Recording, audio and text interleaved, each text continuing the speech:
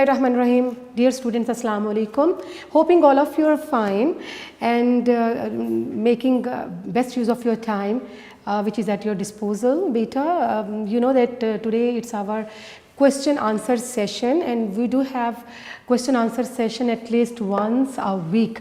That is an effort just to facilitate the questions or the queries which are popping up in your minds, and we welcome your questions. We are here to facilitate you to answer your questions, or if you beta, you're welcome. If you find any sort of confusion, any ambiguity regarding your studies, so you may ask, you may make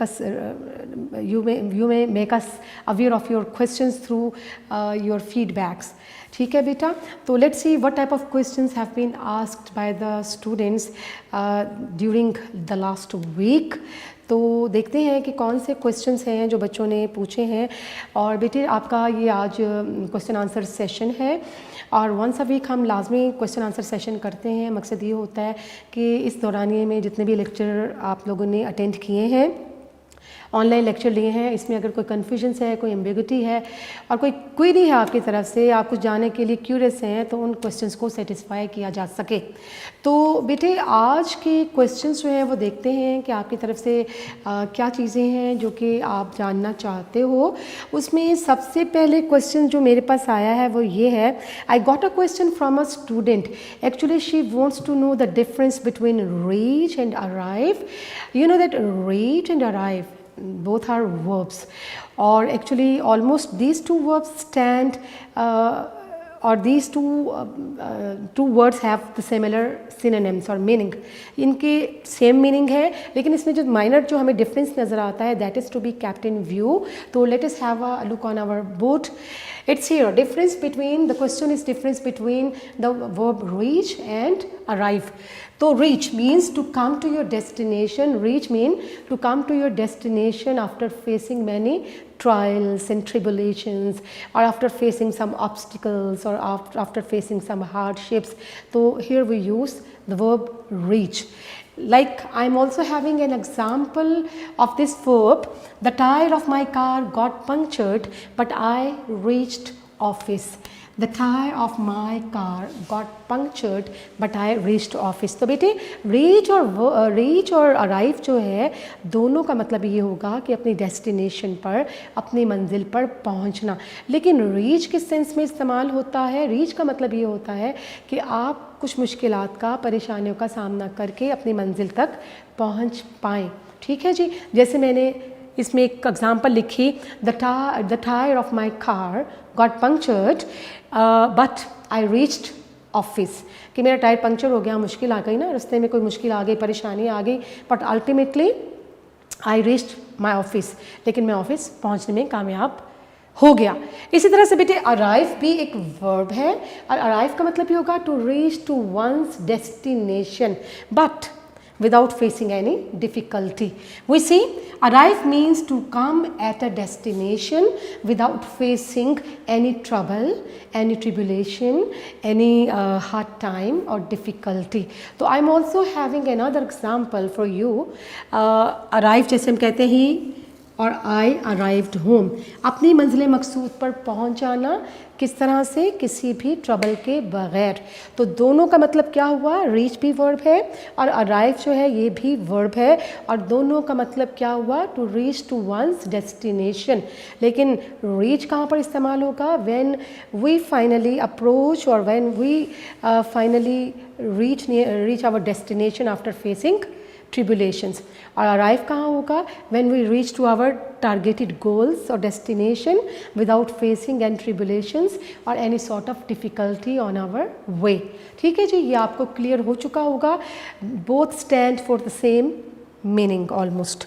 तो बेटे यहाँ पर ये question आपका satisfied हुआ। एक और question जो है वो स्टूडेंट की तरफ से जो मुझे मिला है वो ये है कि आप जानना चाहते हो कोई एग्जांपल्स के ज़रिए से कि पैसिव वॉइस में ऑब्जेक्टिव केस से क्या मुराद है। ऑब्जेक्टिव क्वेश्चन ये है कि पैसिव वॉइस में ऑब्जेक्टिव केस की एक एग्जांपल जो है वो आपको रिक्वायर्ड है। ठीक है जी, पैसिव वॉइस में ऑब्जेक्टिव की एक जो एग्जांपल है वो मैं आपको दे देती हूँ। आपको पता है बेटा आपकी जो एक्टिव वॉइस से पैसिव वॉइस जो है उसकी फॉर्मेशन क्या है उसको हम सबसे पहले यहाँ पर देख लेते हैं। आपके पैसिव वॉइस की फॉर्मेशन होती है ऑब्जेक्ट प्लस हेल्पिंग वर्ब, ठीक है जी। Third form of the verb we3, third form of the verb, और फिर इसके बाद बाय, और फिर इसके बाद आपके पास क्या आ जाता है, सब्जेक्ट आ जाता है।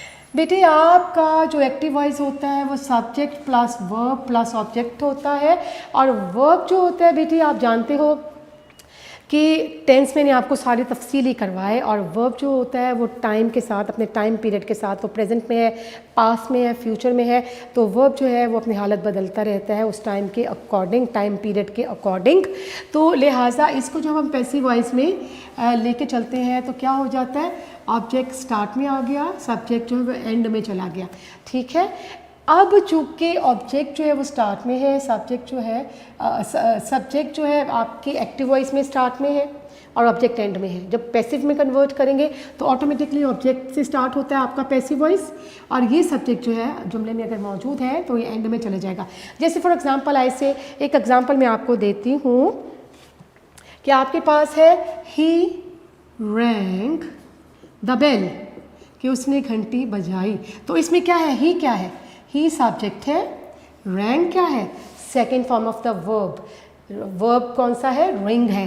तो ये आपका वर्ब आ गया, सब्जेक्ट वर्ब, और बेल क्या है, ऑब्जेक्ट है जिस पे आप काम कर रहे हो, ठीक है जी। क्या ऑब्जेक्ट क्या होता है, an object in a sentence is some person और thing which receives the action of the verb, which receives the action of a verb. तो ये आपका SVO आपका मेन स्ट्रक्चर एक्टिव वॉइस का। जब हमने पैसिव वॉइस बनाया तो ऑब्जेक्ट पहले आ गया, तो यहाँ पर ऑब्जेक्ट क्या था, द बेल। फिर इसके बाद हमें कहा गया कि हमें हेल्पिंग वर्ब लगाना है। तो हेल्पिंग वर्ब जो होता है, चूँकि ये पास इंडेफिनिट टेंस है, रिंग की सेकंड फॉर्म रैंग है, पास इंडेफिनिट टेंस है, second form of the verb है। अब पास इंडेफिनिट में आप क्या करोगे, जब third form of the verb आ जाएगी तो क्या होगा, द बेल। और इसमें हेल्पिंग वर्ब भी होते हैं, आपको पता है, जो आपका पैसिव वॉइस है उसमें हेल्पिंग वर्ब भी है। तो पास इंडेफिनिट का हमने पैसिव वॉइस किया था, उसका हेल्पिंग वर्ब क्या होगा, वॉज और वर होगा, वॉज और वर उसके हेल्पिंग वर्ब होंगे। तो चूँकि बेल जो है वो सिंगुलर नाउन है, बेल जब सिंगुलर नाउन है तो इसके साथ हमने वॉज या वर में से क्या इस्तेमाल करना है, वॉज। सिंगुलर नाउन जो है अपने साथ वॉज लेता है, ठीक है जी। हमने लिखा ऑब्जेक्ट और helping verb, the bell was, और फिर हमारे पास है V3 means third form of the verb. तो हम यहाँ क्या लिखेंगे, हमारे पास वर्ब क्या है, रैंग। तो इसकी ये रिंग की सेकंड फॉर्म है, तो हम V3 क्या लेंगे, रिंग रैंग रंग। द बेल वॉज रंग, रंग आ गया, और फिर इसके बाद ये बाय आ गया। अब आपको ऑब्जेक्टिव केस जो है वो समझना है कि ऑब्जेक्टिव केस, क्वेश्चन ये था कि पैसिव वॉइस में ऑब्जेक्टिव केस क्या होगा। बेटे देखें आपका ये फॉर्मूला लगा हुआ है इधर, यहाँ सब्जेक्ट जो था, सब्जेक्ट का ऑब्जेक्टिव केस आएगा। ऑब्जेक्टिव केस कैसे बनेगा, यानी यहाँ पर ही था आपके पास, ये सब्जेक्ट एंड पे चला गया, तो ये हम subject as it is use कभी भी नहीं करते पैसिव वॉइस बनाते हुए, इसको कन्वर्ट करते हैं इसके ऑब्जेक्टिव केस में। तो हम ही का ऑब्जेक्टिव केस क्या होगा, हमने यहाँ पर बेसिकली ही लिखना है। द बेल वॉज रंग बाय ही कभी होगा, नॉट पॉसिबल एट ऑल। तो यहाँ पर आपको ऑब्जेक्टिव केस लेना पड़ेगा ही का। आपका सब्जेक्ट क्या है, बेसिकली ही है, तो ही का ऑब्जेक्टिव केस होगा हिम। ये आपको समझनी है बात, ठीक है जी। इसको हम ऑब्जेक्टिव केस कहते हैं, क्योंकि आप थोड़ा सा कंफ्यूज हैं कि ऑब्जेक्टिव केस किसे कहते हैं। मैंने आपको प्रोनाउंस करवाए थे जब last time question answer session हुआ था, तो हम लोगों ने प्रोनाउन जो है वो डिटेल किए थे, उसका सब्जेक्टिव केस क्या था, उसका ऑब्जेक्टिव केस क्या था, उसका पोजेसिव केस क्या था। और इसके अलावा मैंने आपको टाइप्स बताई थी, प्रोनाउंस की टाइप्स बताई थी कि इसमें पर्सनल प्रोनाउंस हैं, रिफ्लेक्सिव प्रोनाउंस हैं, डिमोन्स्ट्रेटिव प्रोनाउंस हैं, इंडेफिनिट प्रोनाउंस हैं, ठीक है बेटे। ये सारी रिलेटिव प्रोनाउंस हैं, ये हमने इसकी डिटेल जो है वो पढ़ी थी। अब मज़ीद चूँकि क्वेश्चन मेरे पास आया था ऑब्जेक्टिव केस के हवाले से से कि हमें एक एग्जाम्पल के ज़रिए से बताइएगा। तो ये मैंने आपको लिख कर बता दिया कि आपका जो सिंपल पैसिव वॉइस है उसका स्ट्रक्चर, वो जो ज़ाहिर है जो प्रेजेंट पास्ट फ्यूचर टेंस में वो जो टाइम चेंज होगा तो उसके अकॉर्डिंग वर्ब चेंज होते चले जाएंगे। लेकिन ये इसका मेन स्ट्रक्चर, जनरल स्ट्रक्चर क्या होता है? ऑब्जेक्ट है, हेल्पिंग वर्ब है, वर्ब थर्ड फॉर्म, बाय और एस। और ये एस जो है ये एज इट इज़ नहीं आता है। ये एस क्या है? ये सब्जेक्ट है बेसिकली, और इसका हमेशा बाय के बाद ऑब्जेक्टिव केस आएगा। जैसे मैंने एग्जांपल दी, ही रैंग द बेल, इसमें सब्जेक्ट ही है, ऑब्जेक्ट बेल है, और चूंकि हम पैसिव वॉइस बना रहे हैं तो ऑब्जेक्ट स्टार्ट में आ गया, द बेल आ गया, और हमें हेल्पिंग वर्ब लेना था तो पास इंडेफिनिट टेंस से हमारा पास इंडेफिनिट का हेल्पिंग वर्ब पास में क्या बनेगा? वॉज, और वो चूंकि सिंगुलर नाउन है, सिंगुलर नाउन की वजह से वॉज।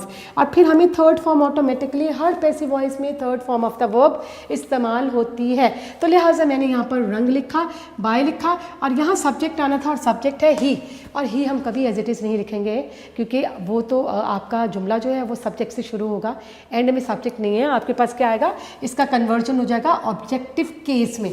और ही का ऑब्जेक्टिव केस क्या होगा? मैंने आपको बताया था हर पर्सनल प्रोनाउन जो है उसमें first person, second person, third person शामिल हैं। उन सब के ऑब्जेक्टिव केसेस मैंने आपको डिटेल लिख कर दिए थे। तो ही का ऑब्जेक्टिव केस क्या होगा? हिम होगा। ठीक है, द बेल वॉज रंग बाय हिम। ठीक है, ये समझ में आ गया बेटा। इस तरह के एक और एग्जाम्पल हम ले लेते हैं ताकि थोड़ा सा और मज़ीद क्लियर हो जाए। मैं लिखती हूँ she is boiling, he is boiling the eggs. ये आपके पास एक सेंटेंस आ गया। ठीक है, अब इसका मेन स्ट्रक्चर देखते हैं। ये सब्जेक्ट है आपके पास, शी इज़ बॉइलिंग, वर्ब आ गया, एग्स क्या आ गया? इसमें ऑब्जेक्ट आ गया। ये आपका simple active voice sentence structure है। देखिए टेंस कौन सा है? टेंस आपके पास क्या है? Is, am, are, first form of the verb and ING. She is boiling यानी प्रेजेंट। ये प्रेजेंट कौन सा है? कॉन्टिन्यूस टेंस है। प्रेजेंट कॉन्टिन्यूस टेंस है, फर्स्ट फॉर्म एंड आईएनजी। अब इसको जब हम पैसिव वॉइस में कन्वर्ट करेंगे तो ये आपने फॉर्मूला लिखा ना, object plus helping verb plus V3 third form of the verb bye plus subject. और यहाँ सब्जेक्ट एज इट इज़ नहीं आता, हमेशा ये जो सब्जेक्ट है इसका ऑब्जेक्टिव केस आता है। सपोज इसमें आपके पास जुमला है she is boiling the eggs, और हमने क्या लिखा? ऑब्जेक्ट पहले आएगा। ऑब्जेक्ट क्या है? The eggs. और एग्स ये एग नहीं है, एग्स है, प्लूरल नाउन है। प्लूरल नाउन अपने साथ ये प्रेजेंट कॉन्टिन्यूस टेंस है। प्रेजेंट कॉन्टिन्यूस टेंस का जब हम पैसिव वॉइस बनाते हैं, मैंने आपको बताया था दो हेल्पिंग वर्ब आएंगे, इज, एम, आर, और इनके साथ बीइंग। इज, एम, आर और बीइंग इस्तेमाल होगा। ठीक है बेटे, तो हमने क्या लिखना है? The eggs. एग्स इज कभी भी नहीं हो सकता क्योंकि प्लूरल नाउन है, और plural noun plural helping verb लेंगे तो हम लिखेंगे द एग्स आर। और चूंकि ये क्या है? प्रेजेंट कॉन्टिन्यूस टेंस है, इज बीइंग, आर बीइंग और एम बीइंग है। मैं लिखूंगी the eggs are being. Being ये आपका हेल्पिंग वर्ब हो गया जैसा कि यहाँ लिखा है। ऑब्जेक्ट भी हमने लिख लिया, द एग्स आर बीइंग। फिर V3 है, वर्ब की थर्ड फॉर्म। वर्ब कौन सा है? बॉयल है। ठीक है, अब जब आप इसको कन्वर्ट करते हो पैसिव वॉइस में तो वर्ब की थर्ड फॉर्म आ गई तो क्या आ जाएगा? The eggs are being boiled, BOILED plus by. और फिर आपका सब्जेक्ट क्या था? यहाँ पर सब्जेक्ट क्या था? शी। और शी को हम शी एज इट इज़ नहीं लिखेंगे, शी का ऑब्जेक्टिव केस क्या बनेगा? हर बनेगा। तो यहाँ पर मैं लिखती हूँ हर, HER, हर। तो ये जुमला हुआ मुकम्मल। The eggs are being boiled by her. तो ऑब्जेक्टिव केस यहाँ क्या है? He, him. और किसका ऑब्जेक्टिव केस था? ही का, क्योंकि ये सब्जेक्ट एंड में चला गया पैसिव वॉइस में, तो इसका कौन सा केस आ गया? ऑब्जेक्टिव केस आ गया। इसी तरह से इस जुमले में क्या है? शी है, तो शी सब्जेक्ट है, ये एंड में चला गया, तो शी का ऑब्जेक्टिव केस नीचे क्या? मैं ये तो नहीं लिख सकती the eggs are being boiled by she, no, it's entirely wrong to say this. ये इसका कन्वर्शन ऑटोमेटिकली जो इसका फॉर्मूला है इसका ऑब्जेक्टिव केस ही आएगा। तो यहाँ ऑब्जेक्टिव केस क्या बन गया? हर। बेटे यकीनन आपको इन 2 एग्जाम्पल्स के साथ ये चीज़ अब क्लियर हो चुकी होगी कि ऑब्जेक्टिव केस से मुराद क्या है। एस लिखा हुआ है और ब्रैकेट में ऑब्जेक्टिव केस क्यों लिखते हैं? इसलिए कि पैसिव वॉइस में कन्वर्शन होना ही, उस सब्जेक्ट अगर मौजूद है आपके जुमले में उसका ऑब्जेक्टिव केस ही आएगा। ठीक है बेटे, ये क्वेश्चन जो है ये भी आपका क्लियर हो गया। Now we come to another question, that is question number 3 and the question is about the length of an essay. What should be the length of an essay. बेटा देखो, ये वाज़े तौर पर आपके पास इंटीमेशन होता है, ये आपके पास वाज़े तौर पर क्वेश्चन पेपर में लिखा होता है कि you are suppose to write an essay comprising 300 to 400 words. तो 300 to 400 वर्ड्स जो हैं वो तो आपको लाजमी लिखना है। आप लिमिट क्रॉस कर सकते हो, आप एक आधा पेज इससे ज़्यादा लिख सकते हो, लेकिन आपका ऐसे बहुत छोटा भी नहीं होना चाहिए। ठीक है, आपका your essay must be having quotations because you people remain curious regarding quotations. बेटा quotations are really very essentials to be inserted in your essay to make it more scoring, to make it more weighty. तो ऐसा है कि आपने लाजमी तौर पर ऐसे जो है वो 300 to 400 वर्ड्स जो हैं उसके लिए इस्तेमाल करना है। And you must include very standard, very quotations in that essay to make it more scoring. ये क्वेश्चन था आपका। And we are having another question from you, उसको मैं यहाँ पर लिखती हूँ कि क्वेश्चन क्या है। Hoping you have got the whole idea of objective cases of subjects in case of conversions of that particular sentence into passive voice. Passive voice में कन्वर्जन के बाद ये सारी चीज़ें आपकी समझ में आ गई। और अभी हमने रिसेंटली बहुत डिटेल्ड सारे टेंसेस किए हैं एक्टिव वॉइस और पैसिव वॉइस के साथ। अगर उसको फिर दोहरा लें एक दफ़ा से तो ये क्या होगा कि it's going to be very helping for you as far as the conversion of translation paragraph is concerned into English। जी बेटे, इसको मैं यहाँ से अरेज करती हूँ। नेक्स्ट क्वेश्चन की तरफ हम बढ़ते हैं। एक और क्वेश्चन जो है you people are curious to know about, the question is कि आपने ये पूछा कि देखें बेटे आपके पास एक सिंपल सेंटेंसेस होते हैं जिनको we also say affirmative sentences, and this affirmative और simple sentences is can be converted into negative and interrogative, and we also having interrogative sentence with double question words. We are having 2 categories of question statements, question statement with single helping verb and question statement with double helping verbs. ठीक है, तो आपने ये सवाल किया है कि जो WH फैमिली वर्ड्स हैं उनके साथ कोई WH फैमिली भी हो वर्ड और इसके साथ साथ नेगेटिव वर्ड भी मौजूद हो। तो इसको एक एग्जांपल के ज़रिए से हम लोग कर लेते हैं। देखें, I am having an example like you followed my instructions, you followed my instructions, you followed my instruction।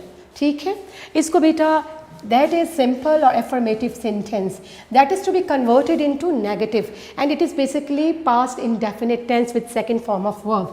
तो when we talk about past indefinite tense तो automatically we need to get some helping verbs, like if it is past indefinite tense the helping verb is did with first form of the verb। तो your sentence is you followed my instructions, so the negative of this sentence is you did not and did take automatically first form of the verb। So you did not follow my instruction। It is basically active voice, it's not the passive voice। Well, coming to the next sentence, let's see what's the interrogative of the same sentence। आप past indefinite में क्या करते हो? affirmative sentence second form of the verb की सूरत में if you are having a sentence with active voice। अगर इसका passive voice कर लिया ऑटोमेटिकली आपको हेल्पिंग वर्ब की ज़रूरत पड़ेगी। पास्ट इंडेफिनेट में डिड हेल्पिंग वर्ब होगा and did always take first form of the verb. ये आपका नेगेटिव हो गया। जब हम इसका इंट्रोगेटिव बना रहे हैं तो did you follow my instruction, did you follow my instruction। ठीक है, it's entirely single question word with its interrogative statement with single question word. अब इसको देखते हैं कि इसको WH फैमिली के साथ डबल क्वेश्चन वर्ड के साथ कैसे लिखेंगे। Suppose I take why did you follow my instruction, why did you follow my instruction. देखिए बेटे, ये आपके पास डबल क्वेश्चन वर्ड आ गए। आपका सवाल ये है कि डबल क्वेश्चन वर्ड भी हो, स्टेटमेंट इंट्रोगेटिव हो और साथ साथ इसमें नेगेशन भी हो, नेगेटिव वर्ड भी हो। तो नेगेटिव हम कहाँ यूज़ करेंगे? Automatically why did question word start में, फिर आपके पास आपने ये फॉर्मूला सारा पढ़ा हुआ है, सब्जेक्ट आ जाएगा Y did you not follow my instructions. Well beta, there is something to be kept in view, something to keep in mind, that we do not write here why did not you. It's going to be wrong. When we write a question word right in the start of your interrogative statement, then comes subject and then you insert not. ठीक है, तो it's both negative and interrogative statement with double question words, with WH words. Got it? Why did you not follow my instruction? तो that was the answer to your questions which was popping up in your mind. Question आपके पास जो था WH family के साथ negation आपको देखना थी। तो I took a sentence, I converted it into negative, then in interrogative and then we use double question word along with negation. Well बेटा, इसके बाद नेक्स्ट क्वेश्चन की तरफ चलते हैं। बेटा अनदर क्वेश्चन इज़ कि आप जानना चाहते हो कि मिस्टर चिप्स नावल जो है कब स्टार्ट किया जाएगा। बेटा Mister Chips novel is also the part of your syllabus and after we complete our book 2 with part 1 and part 2, तो इन दोनों के बाद after completion of this portion we will definitely move to our third target, that is Mister Chips. ठीक है, mister chips जो है उसके 9 चैप्टर करने हैं। We are having 18 chapters in total and the half of the chapters are going to be completed in first term. इसको इंशाल्लाह जैसे ही हम हीरोज़ जो है complete करेंगे, you know that we have covered 1 to 5 lessons from book 2. These lessons include using the scientific method, dying sun, why boys fail in colleges, end of term, and on destroying books. And in previous lectures I have started the part 2 as well. Part 2 with the very first hero, and the first hero is Sir Winston Churchill. The title of your lesson was First Year at Harrow. So we also have got it completed bete.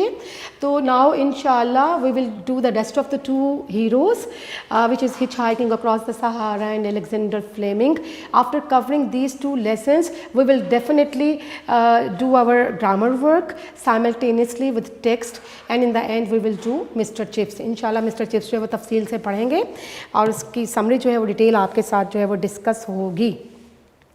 जी बेटा, आप लोगों ने ये questions किए हैं। अच्छा, एक question आपके जहन में अभी भी है, यानी some students are still under confusions regarding memorizing idioms or idiomatic phrases.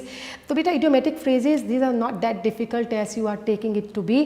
idiomatic phrases जो हैं ये इतने difficult नहीं हैं जितने आप इसको ले रहे हो।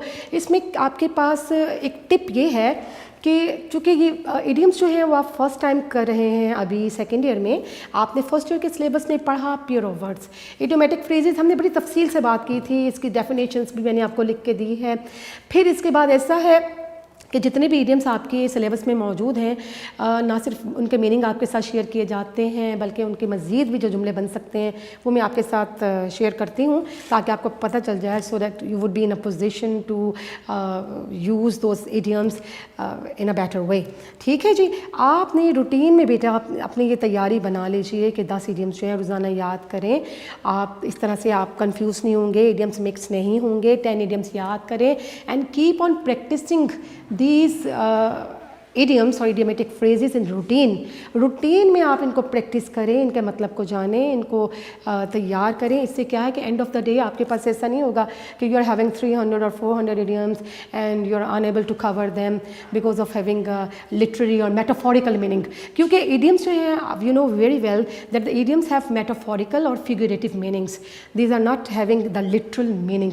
तो you need to be very much conscious, you need to be very much alert while making sentences of all this idioms, तो आप इसको रूटीन में जो है वो रिवाइज करना शुरू कर दें, इसकी प्रैक्टिस करें, इसको याद करें. तो these are going to be of greater use for you as far as your translation paragraphs are concerned और as far as your essays are concerned. वहाँ भी देखें आप, ये एक मेयारी इंग्लिश जो है उसमें इडियम्स का इस्तेमाल होता है. आपका जो ट्रांसलेशन पैराग्राफ है, इसी तरह ऐसे राइटिंग जो है उसमें भी आप इन इडियम्स का जो है वो इस्तेमाल कर सकते हैं. ठीक है बेटे, ये क्वेश्चन आपके मेरे पास आए हैं. अच्छा, इसके अलावा some of the students they are still under confusions because they have missed perhaps their starting lectures and they do not know that what is there in the first chapter और the second chapter. तो I would like to give you a brief summary of the chapters we have read, we have covered so far. आप में से कुछ बच्चे ऐसे हैं जो कि कन्फ्यूजन में हैं कि क्या ये तमाम लेक्चर्स जो प्रीवियस हैं क्या ये रिपीट होंगे, क्या ये दोबारा से दिखाए जाएंगे. तो बेटा अब ये पॉसिबल तो नहीं है क्योंकि ज़ाहिर है आपकी फर्स्ट टर्म जो है वो कवर करवाई जा रही है और जैसे आप रूटीन में लेक्चर लेते हो कॉलेज में आकर, ज़ाहिर है पेंडेमिक की वजह से हमें अब ऑनलाइन क्लासेस की ही सपोर्ट चाहिए और ये आप रूटीन में इन लेक्चर्स को जो है पिक करें, इन लेक्चर्स को लें. आपका अगर कोई लेक्चर मिस होता है तो फिर कंटिन्यूटी बनती नहीं है, अगले लेसन जो हैं उनमें कन्फ्यूजन्स रहता है. मैं इंशाल्लाह आपको थोड़ा सा ये भी ब्रीफ करूँगी कि आपका फर्स्ट टर्म सिलेबस जो है उसमें क्या क्या चीज़ें शामिल हैं ताकि आपके लिए ये भी आसानी हो जाए. तो बेटा first of all I would like to give you a brief gist of all the lessons we people have covered so far. First of all, your very first lesson from book 1 part 1 is Dying Sun. Dying Sun में क्या बताया गया है?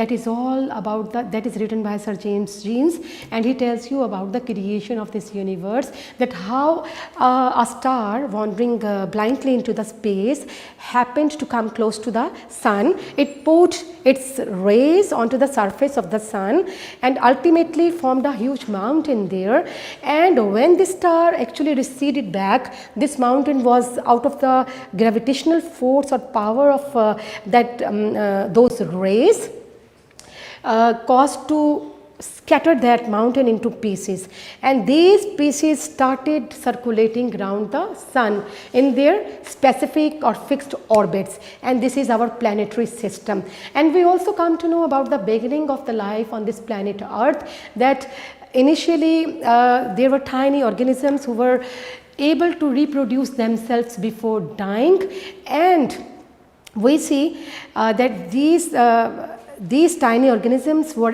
able to reproduce themselves before dying. So thus a stream of life started to be seen, and in the end we see that human being came onto the earth. ठीक है. Then we knew about that what type of temperature is required, what type of temperature is required for life on other planets. We see that there are certain physical conditions required for the appearance of life on other planets, and the most important of them is temperature, the temperature at which the things remain in liquid form. ये पढ़ा हमने. Then we came to know that why is our universe so frightening. You know that our universe is frightening because of the certain reasons, because of the stretches, or because of the immeasurable time, or because of the long distances which we cannot measure. So all these things make us feel that perhaps the earth planet is the only place where the life exists in reality. बेटा आपने ये पढ़ा dying सन में, उसमें आपने planetary system जो है उसकी क्रिएशन के बारे में पढ़ा, बिगिनिंग ऑफ लाइफ के बारे में पढ़ा, और यूनिवर्स जो है हमारे लिए फ्राइटनिंग क्यों है ये हमने पढ़ा. फिर हमने पढ़ा कि कौन सी फिजिकल कंडीशंस हैं जो कि रिक्वायर्ड हैं, किस मकसद के लिए रिक्वायर्ड है, लाइफ एग्जिस्टेंस के लिए. और उसमें सबसे अहम चीज़ क्या है? टेम्परेचर है. Temperature at which things remain in liquid form, वो टेम्परेचर जिस पे चीज़ें लिक्विड फॉर्म में रहती हैं. आप इसके क्वेश्चन आंसर पढ़ेंगे, आप इसके देखिए, आपको सबसे बड़ा बेनिफिट नोट्स में ये भी मिलता है कि आपके पास, although I share all the difficult words of the lesson with you on board, लेकिन आपके इस पास ये सारे जो वर्ड्स मीनिंग हैं, ये सारे सिनोनिम्स हैं, क्वेश्चन आंसर्स हैं, आपके नोट्स के अंदर मौजूद है. And we are having the best material in this notes which cater the needs of all the students.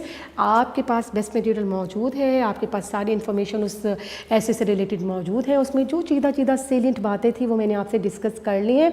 बेटा नेक्स्ट देखते हैं using the scientific method. Using the scientific method क्या है कि you know that the use of science or scientific method has revolutionized human life in different ways.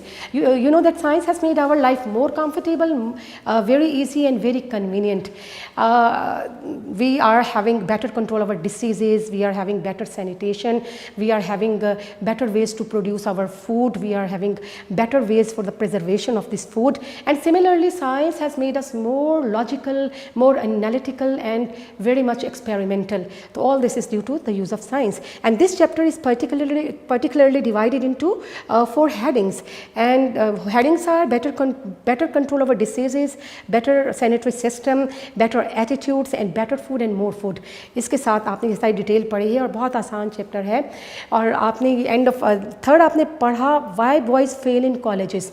Why boys fail in colleges? Actually the writer Hawkes has enumerated different reasons for the failures of the students in a college.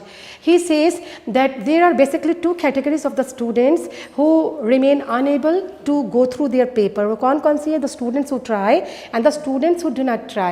The students who do not try, they definitely get failed, and the students who try, sometimes they remain non-serious about their studies, so which becomes the clear-cut cause for the their failure. इसके बाद different reasons जो है enumerate की हैं students की failure की, वो क्या क्या हो सकती हैं? Financial pressure, sometimes a student is forced, a student is compelled to earn his livelihood during his studies. तो क्या होता है कि automatically when he tries to share the burden of his family, so he doesn't concentrate on his studies, which become again the reason of his failure. Similarly, there are certain more reasons for the failure of students, like the poor health and the students who do not take serious interest in their studies, and the financial pressure, or the lazy bluffers who come aimlessly, who enter into the college without having any solid aim. ठीक है जी, ये सारी चीज़ें enumerate की हैं, और मज़े की बात क्या है इस चैप्टर में आपको the writer also has shared with you the remedies or the solutions to tackle with all these conditions, कि इन चीज़ों को tackle कैसे करना है. We are having the solutions, the ready available solutions for all these problems which are likely to be faced by the failing students in our college. And he has talked about the boys particularly, he did not discuss about girls basically. फिर हमने 4th lesson, end of term. End of term में क्या था? The writer has shared his experiences with you regarding his school life. Actually, he was not a dull boy. He was never unhappy in his classroom. But the sense of never being able to relax and the overburden or the fierce competition in school, all these things annoyed him. And sometimes he yearned for holidays and off days to come. ठीक है, तो he has discussed many unexpected holidays which really made him which really made him happy at certain moments. ठीक है, in the same lesson he has also discussed about the wishes, the human wishes which do not come true. The writer himself, when he was a child, he was having some wishes which did not come true, and yet he passionately, he anxiously waited for the summer vacation so that he could be able to enjoy his recreational period in the company of his family members outside home to some recreational places. Then comes the destroying books. Destroying books में आपने क्या पढ़ा है? That is an adventure of the writer all about destroying his books by stuffing them into a sack and dropping them into the water. So that is a comic essay, and the writer has very beautifully explained the detail of the adventure, his midnight adventure, that he was horrified for being suspected by the people for having stolen items or a stolen baby into his bag, to whom he is going to throw into the water. So ultimately, out of his fear, he scolds himself and ultimately drops that sack into the water, and here his adventure comes to an end. And in the end he feels sorry for the fate of the books which they did not deserve at all. जी बेटे, that was the brief gist of all the lessons we have covered so far, and inshallah in the very next lesson we will do next hero from book 2 part 2, and that's the end for today's lecture. And inshallah, before I end, I would like to share today's message with you. Beta, the message is that you people must share your skills with others, because it will not only enhance your own knowledge, but it will help the people who are associated with you to excel in life. You know that education is the only tool through which we can get success in this world, through which we can conquer the world. So that's all for the day, beta. Thank you very much. Take care and stay blessed. Allah Hafiz.